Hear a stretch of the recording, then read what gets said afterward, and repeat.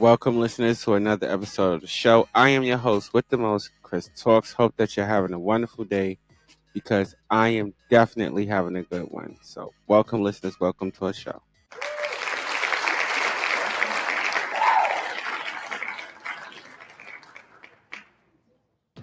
All right, listeners, let's get into our top topic for this episode, which is going to be. All right, yeah, let's get into it. Um, A migrant gang ringleader makes chilling admission about crime network. Wow. About a crime network. Bruh. All right, as always, I'm gonna let Sarah, my AI, report the story, and I'm gonna give you my view and my opinion after sofa. All right, let's get right into it, folks. Let's hit it. The migrant moped gangs terrorizing the Big Apple are part of an illicit network of hoods peddling stolen goods from the 5 boroughs in Florida and shipping the proceeds to South America. Law enforcement sources said, "It's much bigger than me." Accused migrant ringleader Franco Alexander Peraza Navas allegedly told the NYPD after getting nabbed for a string of local heists. "In a million years, I never thought you'd catch me." Navas, 30, allegedly told detectives, "I've been going to Miami every 3 weeks. And it's much bigger than me." The Venezuelan migrant is allegedly part of a crew that has been linked to robberies throughout New York City, Yonkers, New Jersey, and Florida, and tied to an illegal gun used in a Fort Lauderdale heist on Deck 9. The sources said, the same gun was used in a $279,000 robbery at Solid Gold Jewelry in Manhattan on November 22. Navas and his alleged accomplices are suspected in other Big Apple incidents, including a shootout with another crew in the Bronx on November 18, and a Bergen County robbery that is still under investigation. In all, cops pinned 2 carjackings and 6 gunpoint robberies or attempted robberies on Navas when he was finally nabbed while allegedly shoplifting at a Macy's department store in Yonkers on Deck 17, all pulled off within the previous 5 months. The sources said, Venezuelan migrant Franco Alexander Peraza Navas, 30, is charged with a string of carjackings and armed heists. U.S. Department of Justice. Victim Irina Panteleva was dragged along a Brooklyn street during a robbery by a pair of migrant thieves in December. Nasty as they come, one law enforcement source said of Navas, who was living in a taxpayer-funded city shelter after arriving in New York City last year. Navas and fugitive suspect Victor Parra, another suspected bigwig in the network, made regular trips to the Sunshine State to unload the proceeds from the New York robberies. The sources said, Parra allegedly ran the local ring out of a Bronx apartment, where stolen phones were reportedly hacked, with gang members advised to throw the phones out the window if cops closed in and to ship him clothes to Miami if he had to go on the run. According to the sources, Franco Alexander Peraza is suspected of being part of a migrant crew pulling off robberies on mopeds. U.S. Department of Justice. Meanwhile, the pilfered phones, along with cash and other stolen goods, were shipped to Colombia through a Texas-based shipping company run by a Venezuelan husband and wife team. When cops raided the Bronx apartment, they were stunned by the complexity of the operation, including a food delivery from the apartment that ended up with a bill from Colombia where the proceeds were eventually used to order a swimming pool. The sources said, Parra's crew also allegedly helped smuggle migrants into the U.S., with traffickers still owed big bucks for the illegal border crossings. The sources said, NYPD cops have begun cracking down on moped-riding migrant thieves through a new community response team. Michael Nagel. Migrants were typically shown photos of their families back in South America and told they would be killed if the bills weren't paid. According to the sources, while Parra remains on the run, Navas is in federal custody facing charges of carjacking, car theft, and interference with commerce by threat or violence. Court records show, for New Yorkers, the international crime ring begins with brazen robberies by migrants on mopeds, with the crew run by Navas and Parra just one part of the violent spree. Police have seen a spike in the two-wheeled heists, identifying at least 32 separate grand larceny patterns in the boroughs that account for more than 140 separate crimes. The sources said, among the most shocking was the caught-on-video attack on a 62-year-old woman in Brooklyn, who was dragged along the pavement by one of the crews in December. More than 170,000 migrants from the U.S. border have flooded into the city since the spring of 2022, with more than 65,000 now in city shelters and hotels. Wow. Did you hear that? All right. Drop my bomb for me, man. No, hit my horn. All right, listeners, this is the part of the show where I give you my view and my opinion on the story that we just heard. And I would first like to start off with this one question, which is, where are these migrants getting this money? Bruh. To buy all these motorcycles, these mopeds. Now, this is a moped gang. Now, I've said it before, I'll say it again. Ladies and gentlemen, to all my listeners, please understand this. A lot of these so-called migrants, right? You might assume, and I know a lot of my listeners, well, I can't say a lot of them, but a few of them, at least a few of them are assuming that most of these migrants are from Mexico. They're not, ladies and gentlemen. They are not from Mexico. Bruh. They are using the Mexican border, but they are not from Mexico. A lot of these migrants that have been coming into the United States, especially into New York City, are from Venezuela. So a lot of these migrants are Venezuelans. Let me correct that. Venezuelans, not Mexicans. Bruh. So I want everybody to get that straight. And the Mexicans and stuff that are using this situation as a way to cross the border, they're sending them to different states. Now, Texas was right in doing what it was doing, which I have supported from the beginning, with them shipping migrants out. Now, what I did not support was which states that they were sending them to, because they were not informing the mayors, the governors, or anything, not the Senate, the congressmen, nothing, that they were sending these people there. They were just sending them. They were just sending them. And it wasn't only Texas. There was also other states just busing migrants and sending them to different places. Now, according to the stats, it says that we have about 170,000 migrants were crossing the border. That was in the spring of 2002. If there is ever a reason to believe that we have a neglectful president, this would be it. This would be it. I mean, ladies and gentlemen, just listen to that number. Please listen to the number, okay? Listen to the number. 170,000 migrants, okay? In 2022. This is in 2022. Bruh. Is this really? I mean, let's think. Is this really the president that we want? Yeah, you can give it to him again. Is this really? Oh, I'm sorry. What's up to Silent Ed for being here and joining us on our show? Our soundboard guy. I gotta give it up to Silent Ed for being a soundboard guy. But let's get back to the topic.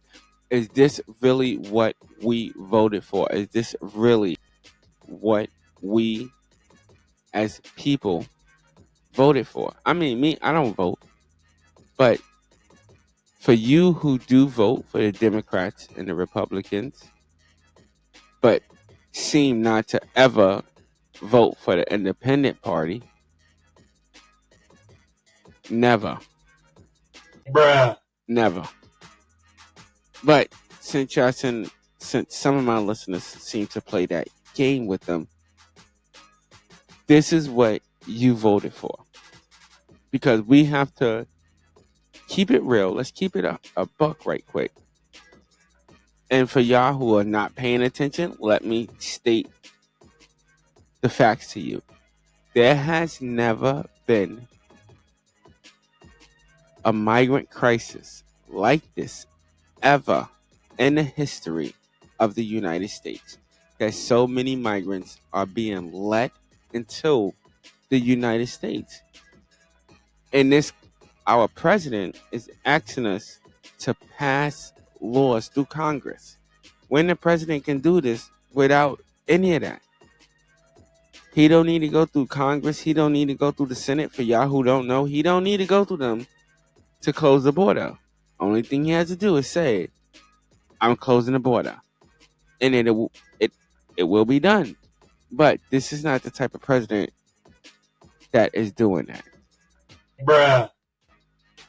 And as a result of that, we are ending up with situations like this. And these people are not just in New York. They're going through what was it, Florida? Other states.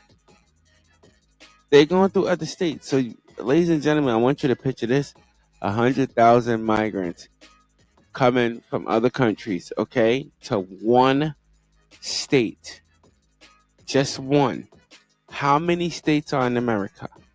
Imagine, just imagine for 1 second, all those states taking in the same or more, and they're dealing with the same. I mean, let, let's be real. We have allowed a mini army to come into the United States. Now, this is not the first time we have done that. It's not. No, it is not the first time that we have done that. Bruh. It's not. Remember September 11th? Okay, those people were here. They were already here. They already have formed secret cells in different states. And now we are doing the same thing. A lot of people, a lot of my listeners, you might not agree with it, but I want you to really look at the reality of it. We are catering our own terrorism. We are. The same way we do the KKK and every other terroristic group. We are catering to them because we're trying to be nice.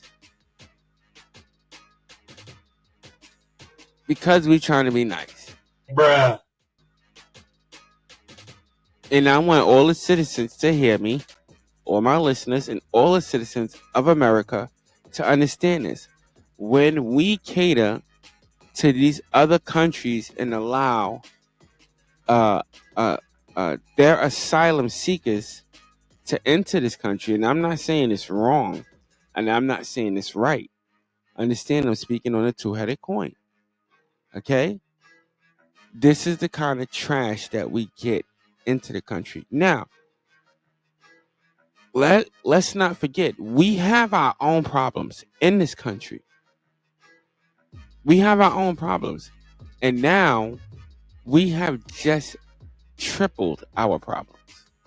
Now, all my listeners, don't take this as no racist crap. Let me put it out there. This is not racist in any shape, form, or fashion. I am just pointing out the statistics and the facts and giving you my view and my opinion. Some of these things you can look up. Some of these things you can't because they're my opinion. Okay? But my opinion is my own. It is what it is. And what it is that the crime level has gone up. Now we have Venezuelan and Mexican gangs inside of the United States. Ladies and gentlemen, to all my listeners, and I'm not, like I said, I'm not being racist. I'm not being prejudiced in any shape, form, or fashion. I'm just keeping it real. I'm keeping it 100 with my opinion. If you have migrants in your neighborhood, be wary. And I say this not to say, oh, go attack them and stuff like that, or anything like that. I'm just saying, Be wary because you don't know if these people are members of gangs or not, if they have connections to the Mexican cartel or not. Apparently, this specific person in this story had ties to the Mexican cartel and was traveling back and forth from uh, New York, New Jersey to Florida into other different states. And these people are simply sitting there and boosting, stealing, boosting, whatever you want to call it, products from these American stores. Why? Because they have seen on the internet how crowds have ran up in stores, raided stores, and just got stuff. They have seen on the internet, which is not America's fault, but they have seen on the internet people robbing stores. They have seen all these different things.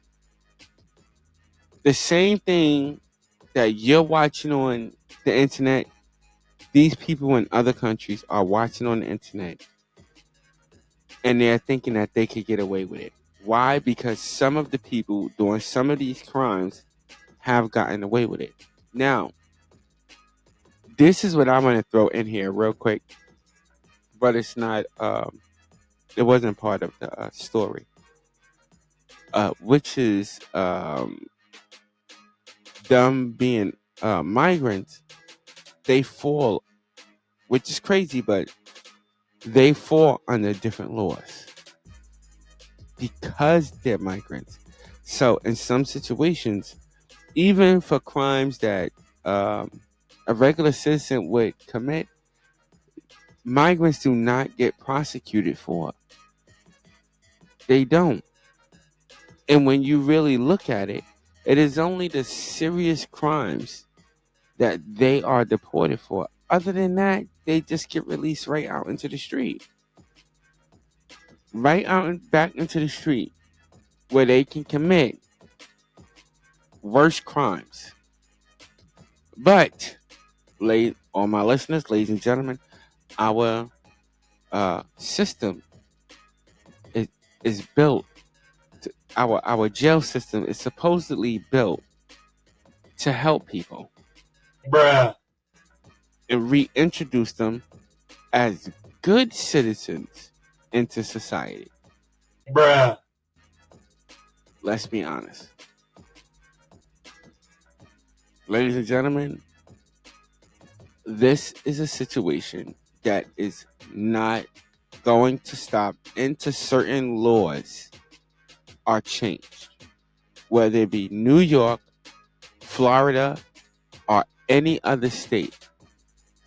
Migrants, I'm not saying they're all bad, but some of them are bringing the same criminal activity that they do in their country to this one. And as it seems so far,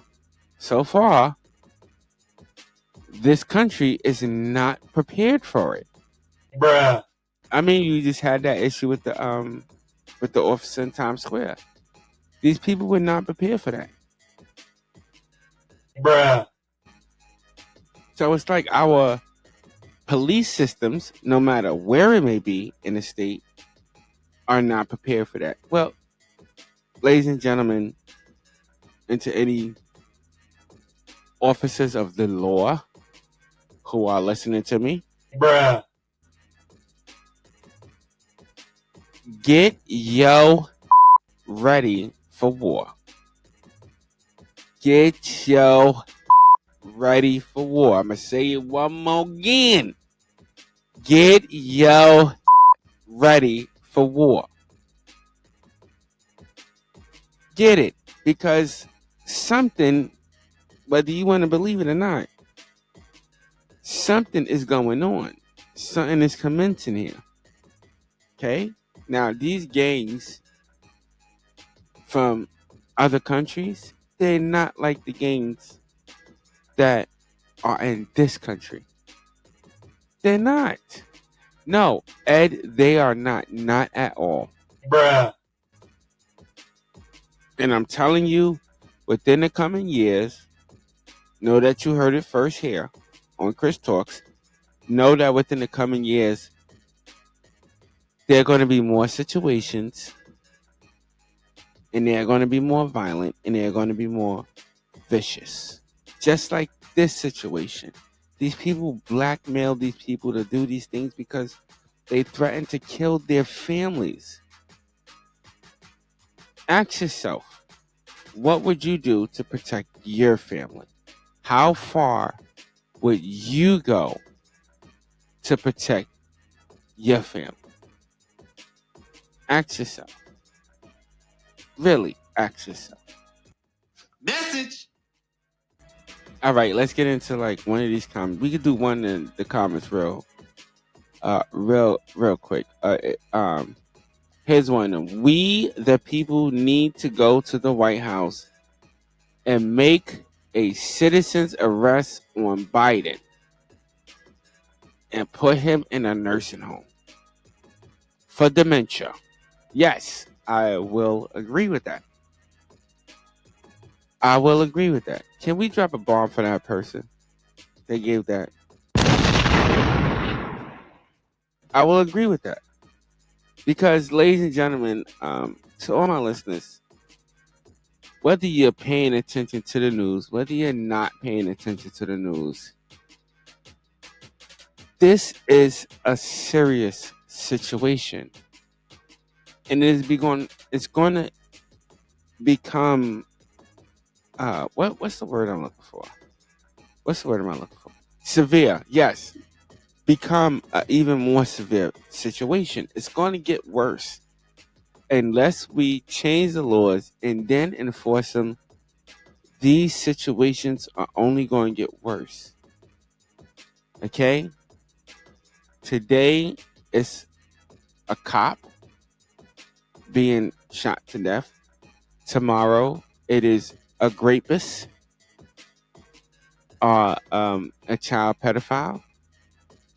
And from what they're saying, if they're able to traffic drugs in and out of this country, they're able to traffic their family members out of in and out of this country. Ladies and gentlemen, let's be honest. What is it to say that they will go as far as to trafficking citizens from this country to theirs, and then holding them for ransom for American money?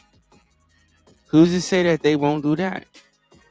Who is to say that they won't go as far as to doing that? Message. Let's think about it now.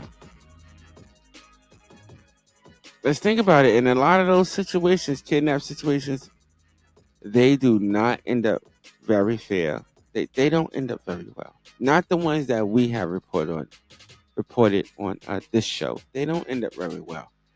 So, folks, be wary. Be very, very wary. Now, what I want to ask all my listeners is this simple question. And please, for y'all who like commenting, I appreciate your comments. Please comment on this one too. What I want to know is this. As a people, right? Because we have these people entering our country, okay? As a people, to all my listeners, Democrat, Republican, whatever you are, to all my listeners, I want to ask this one simple question. What do you think? And please listen to my words. What do you think, or which action do you think should be taken in this situation? What action do you think should be taken in this particular situation? And then ask yourself, what do you think should be done about migrants abroad? Not just in your city or in your state, but abroad. What do you think should be done about this situation? Like, do you think the White House is doing the right thing? Do you think they're doing the wrong thing? What do you think? What do you think about this situation? And the second part of that is, what do you think about the migrant situation world? Well, nationwide. What do you think about? I was about to say worldwide, but what do you think about it nationwide? Bruh. Yeah, I know. But what do you think about it nationwide? Let me know. All right, let me know. All right, so that's my view, and that's my opinion on this particular topic of this episode. All right.